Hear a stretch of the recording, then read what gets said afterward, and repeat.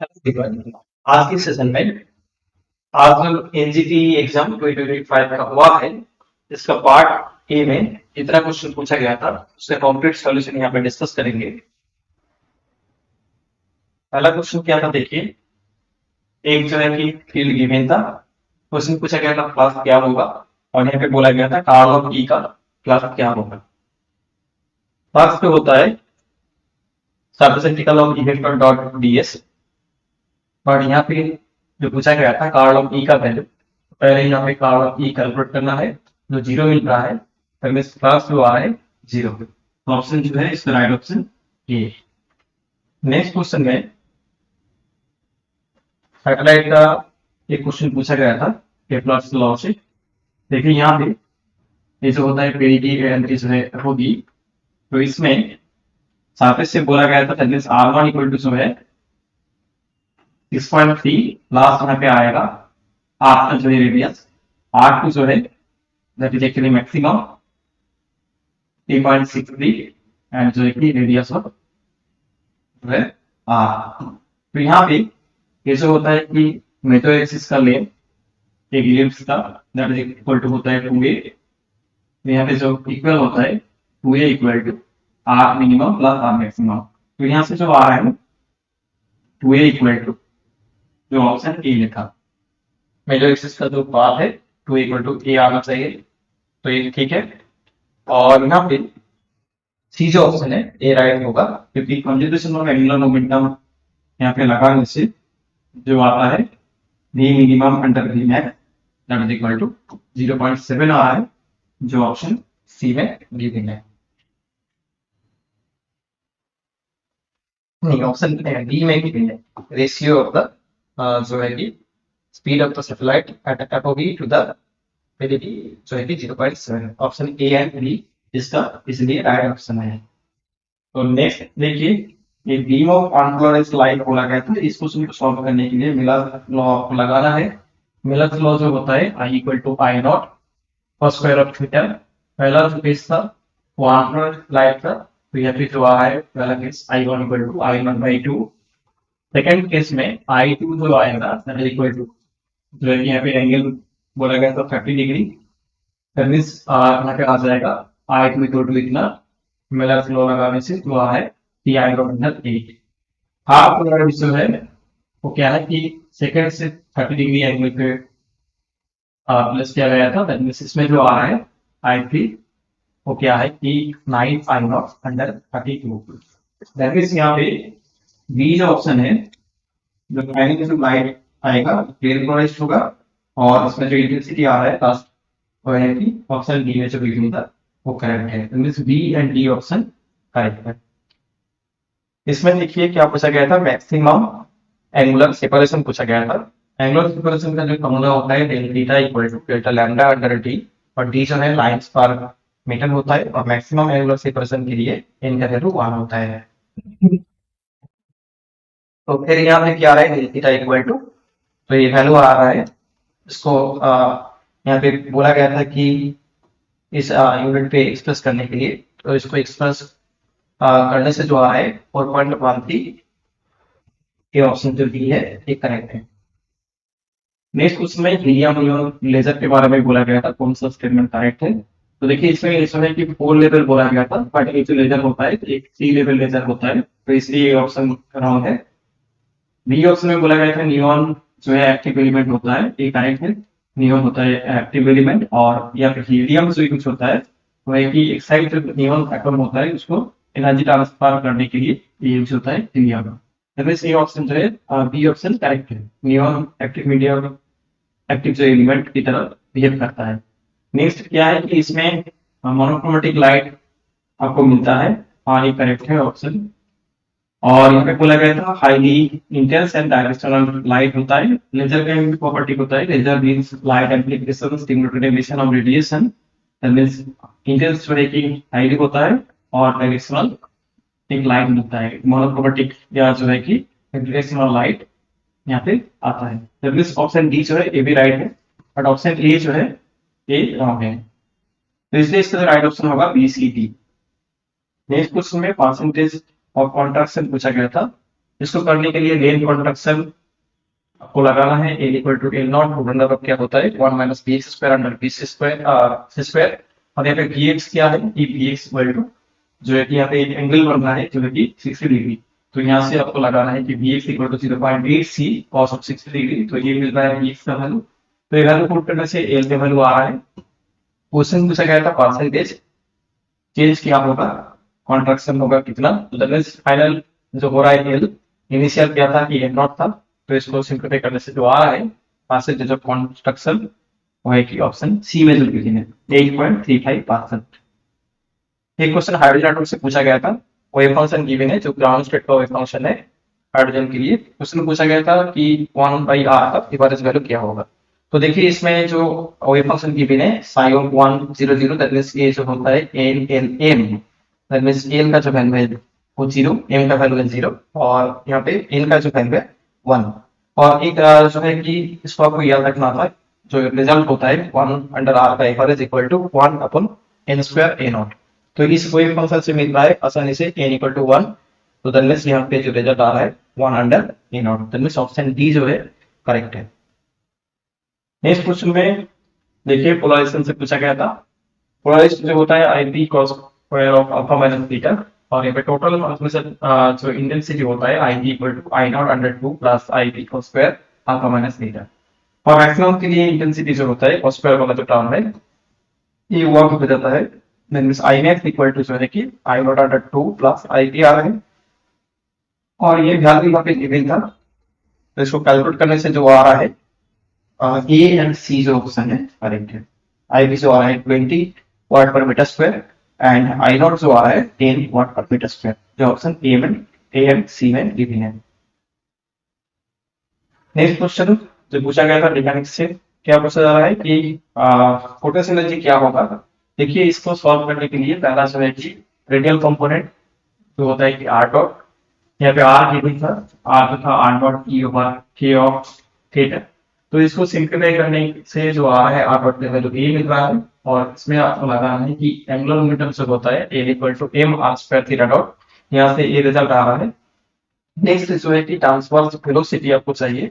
Transverse velocity V theta equal to जो होता है आर ऑफ थीटा डॉट आप यहाँ से कैलकुलेट करिए।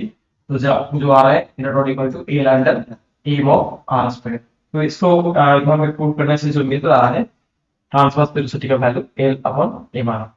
टोटल वेलोसिटी आपको चाहिए that means root under of जो है कि वी आर स्क्वायर प्लस जो है कि वी थीटा का स्क्वायर जो मिल रहा है ये रिजल्ट आ रहा है। दैट मींस ये जो है टोटल वेलोसिटी आपको पहले यहाँ पे करना है कि काइनेटिक एनर्जी क्या होता है कि हाफ ऑफ ए स्क्वायर, तो ये मिल रहा है। एंड जो है कि टोटल एनर्जी जो होता है kinetic energy plus potential energy, but इस क्वेश्चन में बोला गया था टोटल एनर्जी जो है 0 है। तो इस कंडीशन से t इक्वल टू जो आ रहा है minus of v, that means v का जो वैल्यू आ रहा है पोटेंशियल एनर्जी का वैल्यू ये जो आ रहा है ऑप्शन देखिए सी में प्रेजेंट है। नेक्स्ट क्वेश्चन में जो है कि एक लेवलिंग के से पूछा गया था। तो यहाँ पे तो देखिए पहला जो है कि नॉर्मल मोड ऑफ फ्रीक्वेंसी आपको कैलकुलेट करना है, तो इसलिए आपको पहले काइनेटिक एनर्जी कैलकुलेट करना है, फिर जो है कि पोटेंशियल एनर्जी कैलकुलेट करना है। तो वहां पे आपको लिखना है पार्टिकुलर एनर्जी का मैट्रिक्स फॉर्म एंड जो है कि पोटेंशियल एनर्जी का मैट्रिक्स फॉर्म।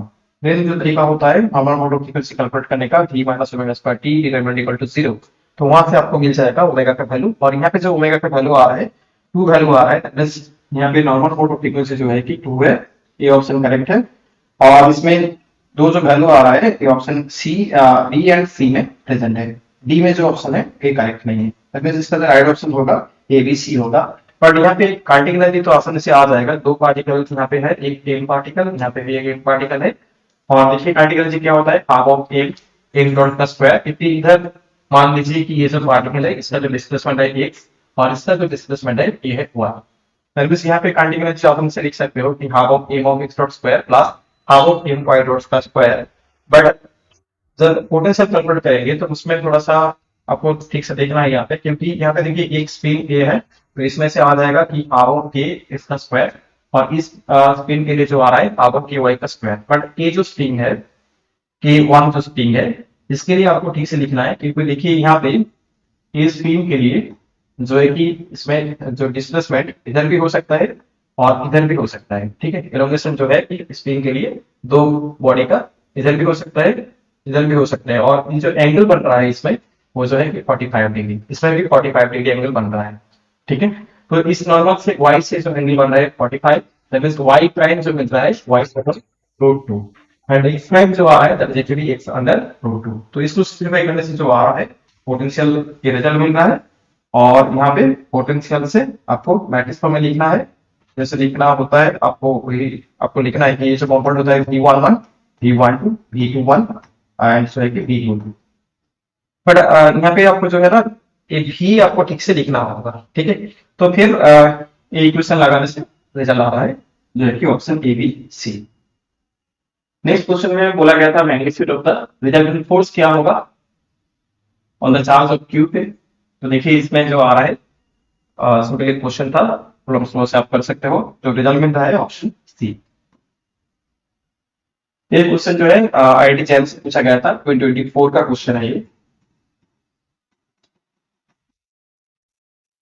देखिए इसमें जो ऑप्शन होगा ऑप्शन सी होगा, क्योंकि जो पार्टिकल का जो एनर्जी वो ज्यादा होगा, तो फिर क्या होगा उसमें फॉरवर्ड डेंसिटी जो है कि पार्टिकल एनर्जी ज्यादा है, जो है कि अनबाउंड स्टेट होता है। एंड जो है कि देखिए यहाँ पे फॉरवर्ड डेंसिटी कांस्टेंट है एक पॉजिटिव पे, दैट मींस जो है कि पार्टिकल का जो है वो सिस्टम में जो पोटेंशियल होगा वो क्या होगा, तो फिर कांस्टेंट होगा, ठीक है। क्योंकि यहाँ पे जो कंडीशन है उसका अकॉर्डिंग यहाँ पे जो करेक्ट होगा ऑप्शन सी है।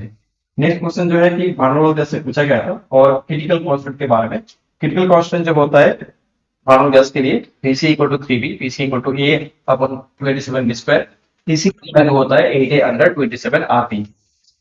तो देखिए इसका जो रिजल्ट होता है इससे जो ऑप्शन ए है वो करेक्ट है, ऑप्शन बी जो है ये भी करेक्ट है, ऑप्शन सी जो है करेक्ट नहीं है, क्योंकि क्रिटिकल कोएफिशिएंट जो होता है आरटीसी अंडर पीसी पीसी इसका वैल्यू होता है 3 अंडर 3, बट यहाँ पे जो प्रेजेंट है ये रिवर्स एक्चुअली रेसिप्रोकल का वैल्यू बोला गया था 8 अपॉन 3, दैट मींस ये ऑप्शन करेक्ट नहीं है, ठीक है।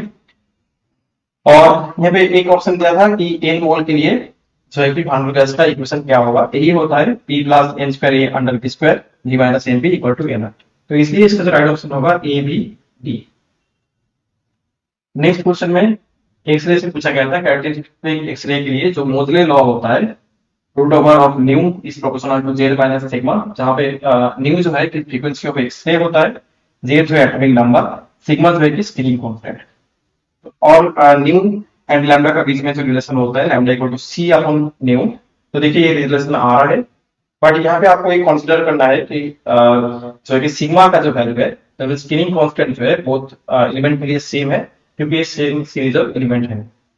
तो इसलिए इसका जो वैल्यू गिवन था लैम्डा टी गिवन था, जी जेड का वैल्यू जो है कि गिवन था कॉपर एंड कांस्टेंट के लिए, कांस्टेंट के लिए जो होता है 74 यहाँ पे बोला गया था, कॉपर के लिए 29। तो ये वैल्यू पुट करने से जो लैम्डा का वैल्यू आ रहा है कॉपर के लिए वो आ रहा है 142.7 नैनोमीटर। वो एक्चुअली जो आ रहा है 136.71 नैनोमीटर, बट नियर अबाउट ये ऑप्शन करेक्ट होगा जो है कि option B. Next question related से पूछा गया था, इस क्वेश्चन में सारे ऑप्शन जो है कि आपको चेक करना है और यहाँ पे सारे ऑप्शन जो है कि राइट होगा। देखिए जो है कि पहला मोमेंटम, मोमेंटम क्या होता है रिलेटिविस्टिक पार्टिकल के लिए एम वी, और एम जो है रिलेटिविस्टिक मास। तो यहाँ पे वैल्यू पुट करने से जो आ रहा है फर्स्ट पार्टिकल के लिए ये रिजल्ट जो है करेक्ट है 0.66, जो ऑप्शन ए में गिवन था कि वेलोसिटी पार्टिकल ऑफ 1 के लिए जो है कि v1 इक्वल टू 0.66 आ रहा है।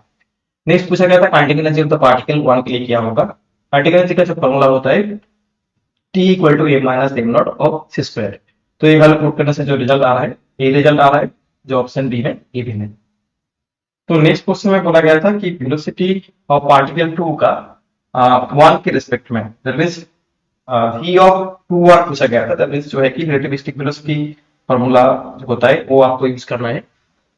2 का वैल्यू वेलोसिटी पूछा गया था 1 के रेफरेंस में, that means v21 equal to जो होता है v2 minus v1 under 1 minus v1 v2 under c square. तो ये वैल्यू पुट करने से जो मिल रहा है 5c अंडर 13, जो ऑप्शन सी में यही प्रेजेंट है। नेक्स्ट पूछा गया था kinetic energy of the first order moving and slower moving का रेशियो क्या होगा। देखिए ये जो है कि v2a मिल रहा था सेकंड पार्टिकल के लिए, तो यहाँ से आपको कैलकुलेट करना है कि काइनेटिक एनर्जी जो मिल रहा है 3 एम नॉट सी स्क्वायर। तो ये है फर्स्ट जो है कि मूविंग केस में काइनेटिक एनर्जी, एंड पहला जो कैलकुलेट किया था ये रिजल्ट, ये जो है कि स्लो और मूविंग केस के लिए काइनेटिक एनर्जी, इसको रेशियो कैलकुलेट करने से जो मिल रहा है, जो ऑप्शन में गिवन है टी में 8/3। तो इसलिए इसका राइट ऑप्शन जो है कि A B C D all are correct. Next question में एफिशिएंसी के बारे में पूछा गया था। Efficiency depends only depends on ratio of temperature, source का टेम्परेचर एंड जो है कि सीन का टेम्परेचर होता है, does not depend on the gas type क्या होता है उससे डिपेंड नहीं करता है। तो इसलिए इसमें जो ऑप्शन होगा ऑप्शन डी। यहाँ पे जो है कि रेशियो क्या होगा, एफिशिएंसी दोनों के लिए इक्वल होगा।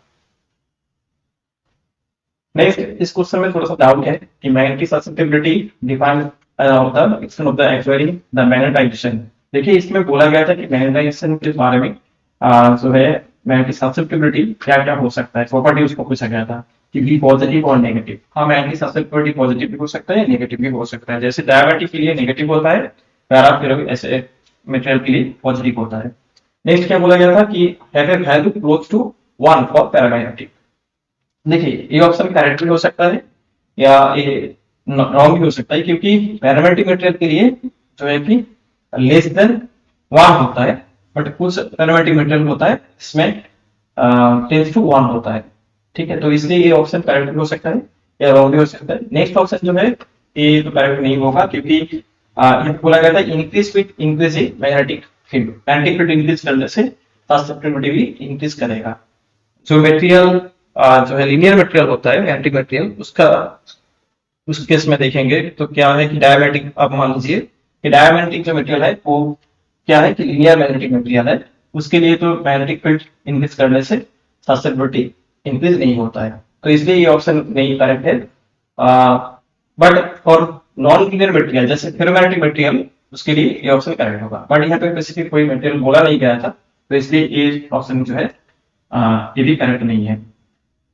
देन बोला गया था very inversely to the absolute temperature, ये भी करेक्ट नहीं है, क्योंकि जैसे अब मान लीजिए कि पैरामैग्नेटिक मटेरियल है उसमें ससेप्टिबिलिटी जो होता है पूरी लॉ से I equal to C by T, that means वो तो है ठीक है, I इक्वल टू जो होता है C upon T, that means inversely 1 upon T होता है। ठीक है, फेरो के लिए भी ऐसा होता है सी अंडर टी माइनस जो है कि टी माइनस थीटा, जहाँ पे थीटा जो है कि पूरी टेम्परेचर पूरी वाइज लॉ से आता है। बट देखिए कि जब आप डायमैग्नेटिक मटेरियल देखेंगे तो उसमें क्या होता है कि नेगेटिव होता है और टेम्परेचर इंडिपेंडेंट होता है, दैट इज जो है कि ए ऑप्शन जो है डी ऑप्शन ये भी ऑलवेज ट्रू नहीं होता है। ठीक है, डायमैग्नेटिक के लिए टेम्परेचर इंडिपेंडेंट होता है, तो इसलिए ये ऑप्शन भी रॉन्ग है। पैरा के लिए करेक्ट है बट डायर के लिए करेक्ट नहीं है। तो इसलिए इसका जो राइट ऑप्शन होना चाहिए ए या ए और बी, बी भी ले सकते हैं। पैरामेट्रिक कुछ मटेरियल के लिए ससेप्टिबिलिटी 1 होता है, बट सी एंड बी नहीं होगा। नेक्स्ट क्वेश्चन में सरफेस एनर्जी पूछा गया था जो लिक्विड मॉडल से आता है करेक्शन में। देखिए लिक्विड मॉडल में सरफेस एनर्जी का जो डिपेंडेंसी आता है मास नंबर से वो होता है A/2/3। तो इसमें बोला गया था सरफेस एनर्जी पार मीटर, ठीक है, पार मीटर यहाँ पे बोला गया था पार मीटर, यहाँ पे बोला गया था देखिए कि पार मीटर ए से आपको डिफाइन करना है जो आ है डिपेंडेंसी, फिर ये होगा -1/3। बस आपको जो करना है कि दो जो न्यूक्लियन है उसके लिए आपको रेशियो कैलकुलेट करना है।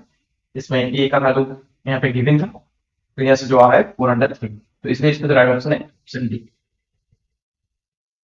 इस क्वेश्चन में जस्ट फॉर्मूला बेस्ड क्वेश्चन पूछा गया था, बट थोड़ा सा यहाँ पे जैसे लिखा जाता है ऐसा ना देके थोड़ा सा उसको और एक तरीके से दिया गया था।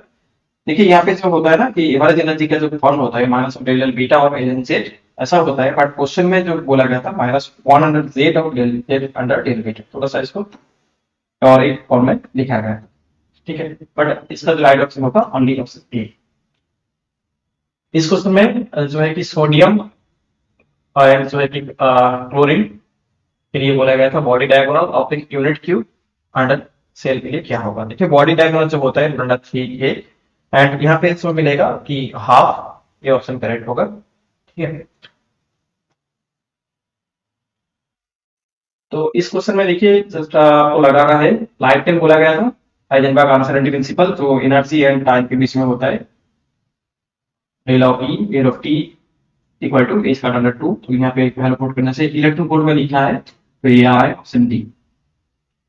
नेक्स्ट क्वेश्चन सॉलिड से बोला गया था, और यहाँ पे क्वेश्चन में देखिए क्या बोला गया था, the spacing between the atoms in the solids. Gold के लिए बोला गया था, और गोल्ड से होता है एक एसिड क्रिस्टल होता है। तो पहला आपको जो करना है कि हीटर प्लस स्पेसिंग कैलकुलेट करना है, जो है कि ए इक्वल टू क्या होता है कि M under N whole over 1/3। यहाँ पे वैल्यू पुट करने से जो आ रहा है ए का वैल्यू नियर अबाउट 4 एंगस्ट्रॉम आ रहा है। बट इसमें क्वेश्चन पूछा गया था स्पेसिंग बिटवीन द एटम्स क्या होगा। देखिए रेडियस एंड जो रेडियस पैरामीटर के बीच में एब्सिस क्रिस्टल के लिए जो रिलेशन होता है, ये यहाँ पे आपको ये लगाना है, जो है कि 4r equal to root 2a। तो यहाँ से जो मिल रहा है 2r equal to a under root 2, ठीक है। क्योंकि दो एटम के बीच में, देखिए यहाँ पे जो पूछा जा रहा है दो एटम के बीच में सिंपल पूछा जा रहा है, दैट मींस क्या है actually R A B R, तो यहाँ पे स्मॉल आर डिपेंड किया है, तो दैट मींस ए 2r, ठीक है। तो यही पूछा जा रहा है कि जो है कि simple between two atoms 2r पूछा गया, क्लियर। तो यहाँ पे एक रिलेशन होता है 4r equal to root 2a radius and lens parameter के बीच में फॉर एक्सिस क्रिस्टल के लिए। और एक्सिस क्रिस्टल में जो होता है कि एटम क्लोज जो एटम होता है वो एक से टास्क करता है, ठीक है। तो इसलिए 2r होगा इसका जो है एक्सप्रेशन। तो ये जो है नियर अबाउट 2.57 एंगस्ट्रॉम, जो ऑप्शन डी में डी में। नेक्स्ट क्वेश्चन में स्टार मेटल एक्सपेरिमेंट के लिए कौन कौन सा ऑप्शन करेक्ट होगा ये बोला गया था। देखिए स्टार मेटल एक्सपेरिमेंट में जो होता है कि नॉन यूनिफॉर्म मैग्नेटिक फील्ड होता है, आई करेक्ट है। सिल्वर आयंस यहाँ पर बोला गया था, बट सिल्वर एटम्स यूज होता है, तो इसलिए ये ऑप्शन रॉन्ग है। इलेक्ट्रॉन स्पिन वाज प्रेडिक्टेड, नहीं स्पिन के बारे में प्रेडिक्ट नहीं किया था, क्योंकि उसके बाद में जो है कि लॉर्ड स्पिन एंड जो कि ह्यूडेनबर्ग आके वो बोला था कि स्पिन के बारे में, बट स्टार मेटल एक्सपेरिमेंट में स्पिन के बारे में प्रेडिक्ट नहीं किया गया है, ठीक है। बट ये तो स्टार मेटल एक्सपेरिमेंट का इंपॉर्टेंस है स्पेस क्वांटाइजेशन के बारे में, यहाँ पे जो है कि एविडेंस आ रहा है। इसका जो राइट ऑप्शन होगा ऑप्शन ए एंड जो है कि बी ओनली। देखो इस क्वेश्चन में क्या बोला गया था, एक जो है कि फेजिंग लेग है। जो इस क्वेश्चन में क्या है कि इसमें जो ऑप्शन होगा डी होगा, सिर्फ डी होगा ऑप्शन। ये जो क्वेश्चन है इसमें भी सॉल्व करके जो आ रहा है और ऑप्शन सर करेक्ट। तो आप लोग देख लीजिए कोई क्वेश्चन में डाउट है तो ये इतना जो question 25 question total part A में पूछा गया था, पार्ट बी में मुझे आपको लिखना था क्वेश्चन डिस्क्रिप्टिव पार्ट था, तो वो मैंने यहाँ पे नहीं करा रहा हूँ। तो आप लोग तो कोई एक जो क्वेश्चन मैंने कराया है अभी लास्ट पार्ट में कोई डाउट है तो आप कमेंट कर सकते हो। तो देख लिए इतना ही, थैंक यू।